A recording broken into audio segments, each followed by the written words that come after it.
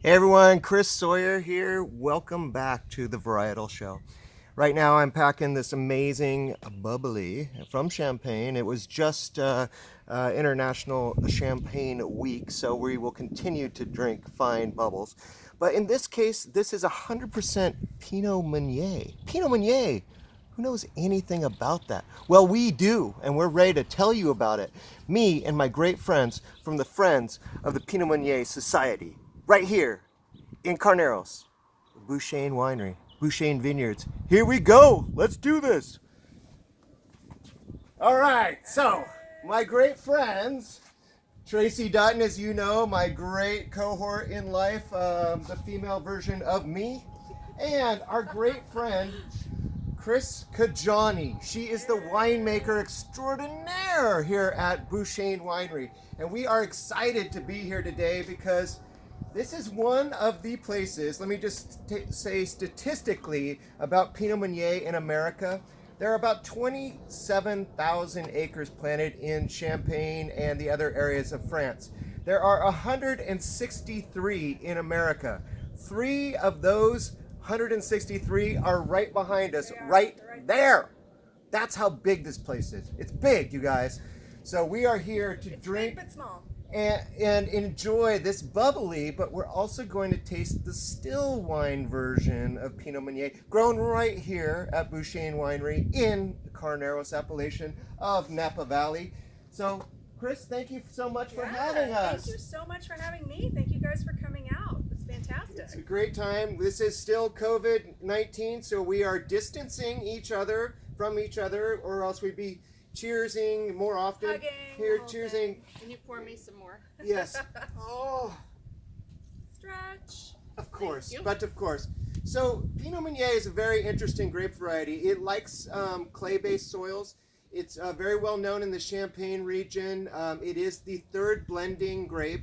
And in the second segment that we're going to be talking about here at Bouchaine, we're going to be talking about Pinot Noir and Chardonnay, which are the other parts that you will find in the Champagne region as well. So here we are in Carneros. This is an amazing vineyard right behind us, Chris. You know, tell us a little bit about the history of this vineyard. Yeah, this vineyard was originally planted actually in the mid-1800s, and the person who originally planted it was Quincy Boonfly. So for those of you who have driven out Highway 12 past the Big Red Barn at the Carneros Inn and seen Boonfly, maybe even stopped in and had brunch or the donuts, you know what I'm talking about. So Boonfly is named after Quincy Boonfly. And back then, I'm not quite sure what it was planted to. Who knows? All those plantings, unfortunately, are gone at this point, and we've replanted. But when we did replant in the mid-90s, part of the vineyard was replanted to Pinot Meunier because there's what we call a swales. There's a low part in the vineyard that holds frost. And so if we have a frost event, all that cold air kind of sits in this low part of the vineyard, and it will truly frost out new buds, new shoots, turn everything black, kind of like crinkle all the leaves and basically kill not everything. good. That's what she's saying. It's not good. It's really Frost is not depressing good. when you see it. And we had a lot of frost events this year, but it did not bother the Meunier at all because Meunier is incredibly frost tolerant, which is why it's planted in parts of Champagne that have frost issues and why it's planted here in areas that we have frost issues, and we love it. And I would love to do a sparkling wine out of it, but people who do sparkling or champagne do it really well. That's what they do. And I'm just a regular old still winemaker, so this is what we do. Yeah, you know, probably the most famous producer in the Champagne region is Krug. So Krug, one of the most fabulous producers, and you know, Laurent Perrier and I did a seminar last year where they always use some of the Pinot Meunier, and pretty much you will find almost every great producer in Champagne region has a little bit of Pinot Meunier. What's the percentage? It's variable, but it is a very special grape, and exactly what Chris said, it is frost resistant as best you can be, much more than Pinot Noir. So even though they are directly related, and Pinot Noir is considered the father, mother, whatever you, the genus grape, that it is the brother of, it has its qualities too, and it tends to be fruitier too. So This is tasting very good. This we got from our great friend, our fellow sommelier, Todd Jolie. Word out to you, Todd. Thank now, Todd. From Sonoma's Best, a great wine shop in Sonoma. You guys can look them up online too. But this is a great example of that. It has a lot of fruit in it, but it's also very elegant, sophisticated, and we like that stuff. Yeah. I know you guys can't see us that well, but that's okay because it's not about us. It's about that vineyard behind us. And so, you've been working with this. You came over here to the winery, Chris, in 2015. So this is her 5-year anniversary here. Her 5th vintage is coming up, and you guys can see. 6th. Or 6th, sorry. 6th. This is going to be 6th. Technically, this would be the 6th. But, here we are. It's a good harvest. This has been pretty consistent weather here, despite everything that goes on with COVID and all these kinds of things that we're wearing masks and everything. These vines, inconsistencies do not bother the vineyard. These vines don't know anything about what we're talking about. They are just growing and they are producing. I would say that the biggest thing that I know that winemakers are having the problem with is getting interns from outside the United States. It's not happening this year. So there we go. Yeah. And I also know sommeliers that don't have jobs right now that are now interns. Go figure. What a great idea. So, can I ask a question? Yeah. Why do you think there was Pinot Meunier planted here when you got here in 2015? Why do you think they planted it in the first place? So it was planted in the mid-90s because we do have this kind of swale between hills, and whatever had been planted there before would obviously frost. I mean, I'm assuming it was Pinot Noir Chardonnay, and I don't know which, but I'm assuming either one of those are not frost tolerant. If you had a significant event, you would definitely lose buds, you would definitely have crop impact. And so one side of that swale was planted in the mid-90s to Pinot Meunier. Then Remy Cohen started at Bouchaine. Yes, Remy Cohen. Remy! Woo! And when Remy got here, the second part of the hillside needed replanting, and so she planted that second part of the hillside to Pinot Meunier. Remy's going to be doing a lot of Pinot Meunier now because she's the new CEO at Domaine Carneros. Oh, Yay. snap! So we got Remy back in Carneros with her Meunier, Pinot Noir, Chardonnay, the whole shebang. I'm very excited. And we just love it as a still wine. It has like this kind of savory, like umami character. Yes, it has that fruit forward, aroma and flavor, but it's a shapeshifter for us. Sometimes you open the bottle and it's like blueberry pie, and other times you open the bottle and you just get a lot of the sage and thyme and umami and savory. And so it definitely cycles in a really interesting, kind of fun way.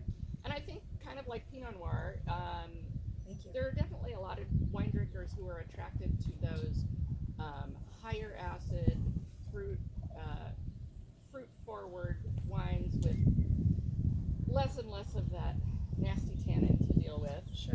And you see it all around the world, the popularity of lighter red wines in Germany, in Austria, in northeastern Italy, in here in the United States, in places on the East Coast that have lots of cool climates.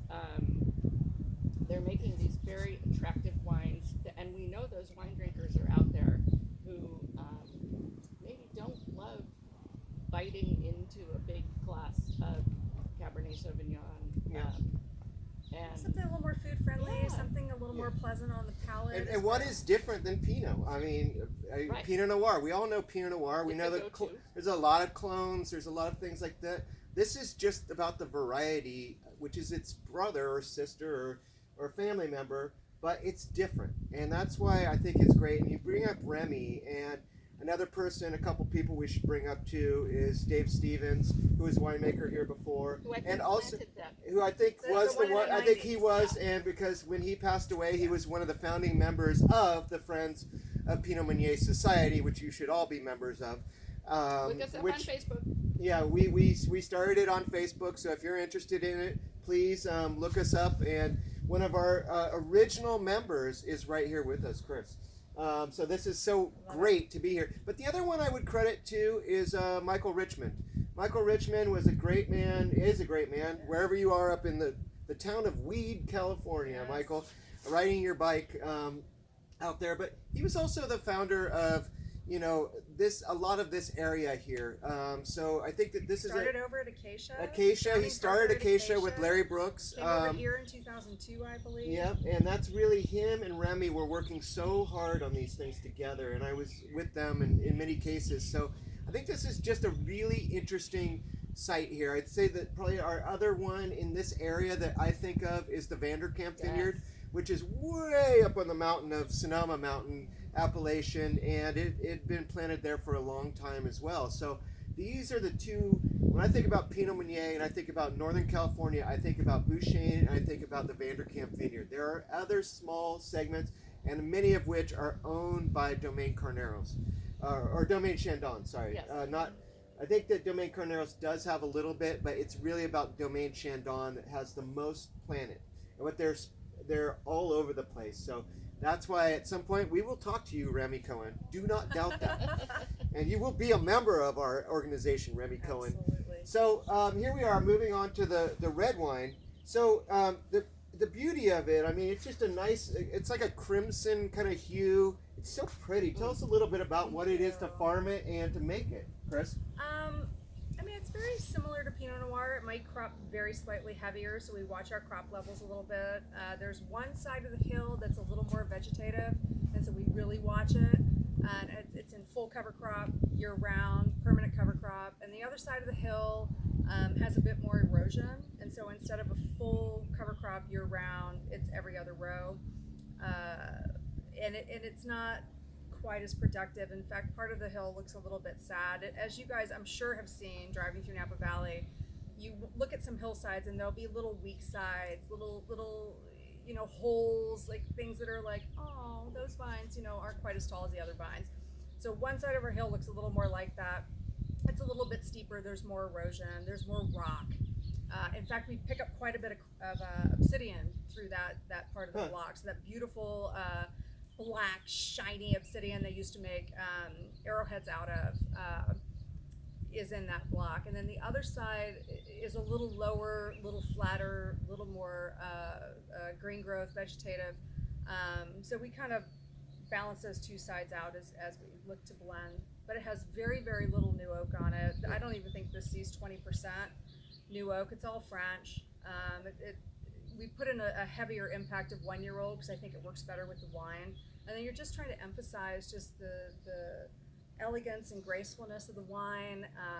I think that savory component, that umami component, I don't want to crush that with any oak. I don't want to, we want to highlight that. And so I think that's why I have always loved this grape variety, because while it is fun, it has depth. And you can't really say that about a lot of grape varieties. They either seem to be crowd pleasers or so profound that nobody gets it. And this is sort of the best of both worlds. And it does surely remind me of our friend David Stevens, because he was exactly the same. Oh, that's so cool. And I love what you're saying about, how it has complexity and layers. But you don't need to wait for that. So it can be graceful and still have the layers. It can be graceful and still have a lovely concentration and depth of flavor. And I think that's what Meunier really shows. Yeah, it kind of reminds me of, and when you're saying umami, is if you have like a risotto, but you've got wild mushroom risotto, or you have the one where you actually put the dried shiitakes in water first, and then you swell them up, but they have a kind of umami about them that's very different than the fresh ones. And I feel like this is the one that I would do with that kind of dried one because of that, instead of the Pinot Noir that would be a very different one. So very, very cool.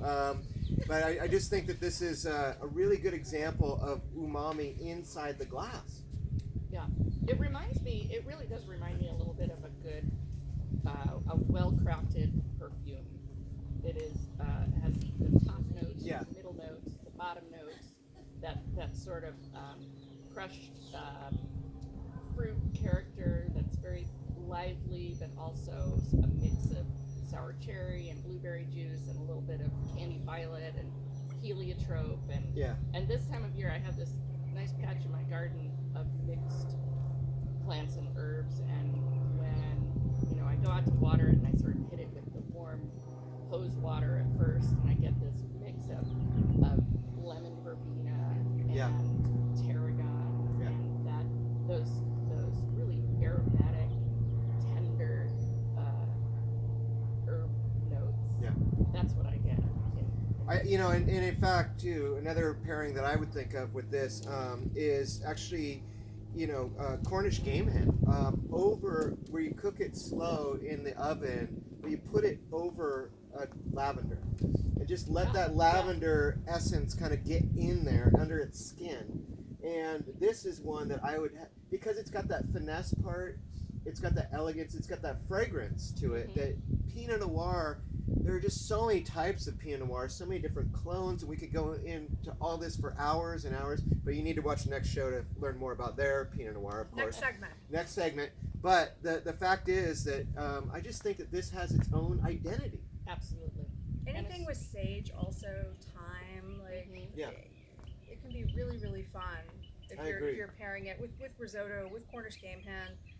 Even if you're doing something like a duck breast and you're doing something with thyme or sage, it can be a really, really lovely pairing. Yeah. It can hold up to a lot of fragrance in the food. Or just grill a mushroom even. Yeah, and this time of year, it's definitely the style of wine that I enjoy drinking in the summer. We've got Bastille Day coming up. Bastille Day coming up. You can have Meunier champagne followed by some really delicious Meunier rosés that we've tasted in the last couple of years. Sure. And this with your main course. Yeah. Amazing stuff. Yeah. And on that segment, once again, the Society. The Friends of. We didn't want to Pinot call Meunier. it the Pinot Meunier Society for obvious reasons. Yeah, PMS just didn't sound right for our tag name. Pinot Meunier Society. So it's the Friends of Pinot Meunier Society. Please look us up on Facebook. I think it is the world's largest society of Pinot Meunier lovers. There is another institute, the Meunier Institute in Champagne, that's made up of 11 producers who all make a 100% Pinot Meunier champagne. And we're trying to join forces with them so that we can hold our annual meetings more often in Champagne. Exactly. That's the right thing everybody. to do. Absolutely. But we are the largest group of Pinot Meunier lovers. And you would be surprised who's members of this. Great sommeliers, great writers, great winemakers, great just wine lovers. So that's why you should be a member of it, like the three of us. And we are the two founding members. Dave Stevens was the other one. And we were all part of the Toast to the Coast competition when we established this, and you can follow those results every year when Traci and I judge it, which we did just before this all happened. To be really honest, before the COVID thing happened, the very, very last weekend of February is when we were down in San Diego judging the Toast to the Coast competition, giving our yearly speech on the Friends of our third Pinot Meunier Society. Conference. Yeah. We have an annual conference 3 years in a row now with what you think about 175 people in attendance. We hold their attention, telling them everything we know just about pour them a bunch of Pinot Meunier Pinot and they Meunier. like it. It's awesome. And it's one of the best parts of my year, for sure. I love it. So now we're working on our next project, which is International Pinot Meunier Day, which would be October 5th. October 5th, International Pinot Meunier Day. We will be talking about that, obviously, before that date arrives. But, here we are at Bouchaine. You're tasting with this.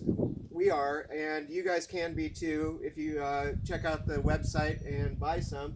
But the other thing is that you're doing a really interesting set of programs right now here where Bouchaine is bringing this wine experience to your home. So tell us a little bit about that, Chris, and then before we break off, and then we'll go to our next segment.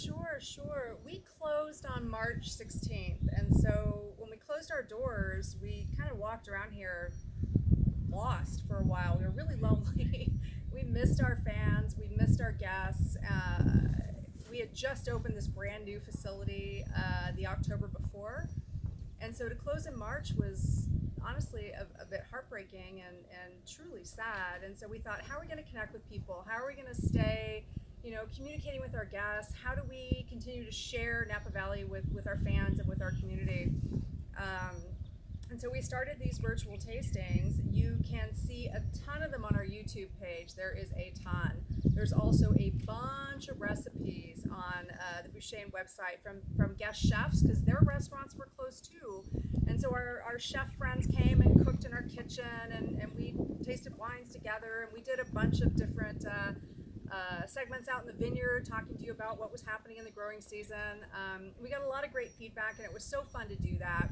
So if you want to check any of that out, please do. But right now on the website, you will still see virtual experiences. And so, you know, there are people that have vials. There are people that do half bottles. We don't do any of that. So if you order from us, you get a full 750. Full 750. You hear that? You hear that? Don't have to open all of them when you taste with us, or you can. There's no judgment. We have a lot of people who will do family reunions, who will do birthdays, who will do graduations, who will do office parties, like random Friday night happy hours. We'll send wine to multiple houses, and you can log in from 10, 20, 50 different places if you want to, and we'll just host you overlooking this vineyard. We'll taste wine with you. We'll answer questions. Just hang out. Let you also have a little bit of time with your community, so you can connect with folks that you invite if you end up doing a happy hour. Or if you do it on your own, you can just talk to us, and we love that, because it's been a little quiet here, and we definitely miss you guys. So feel free It's to quiet check that here. out. That's why we had to come entertain her, Traci and I. How far in advance would you have to plan a virtual tasting? We are booked a solid month out right now. Wow. So if Yay. you order right now, we can ship overnight. So if you're in a hot state, no problem. We can ship it to you overnight. But if you order right now, we're booked about a month out, depending. And it's depending, because a lot of people do want Saturdays these days. Some folks are back to work. But if you want Tuesday at 10 o'clock in the morning, we are there for you. That's the best time to drink wine. So let us know. Well, thank you once again, Chris Kejani in the house. Thank you, guys. Traci Dutton, Whoop, whoop. ba-boom, and Bouchaine once again. Bouchaine wines and the amazing Pinot Meunier. Do not forget this grape, you guys. Thanks once again for joining, and I look forward to talking to you all again soon.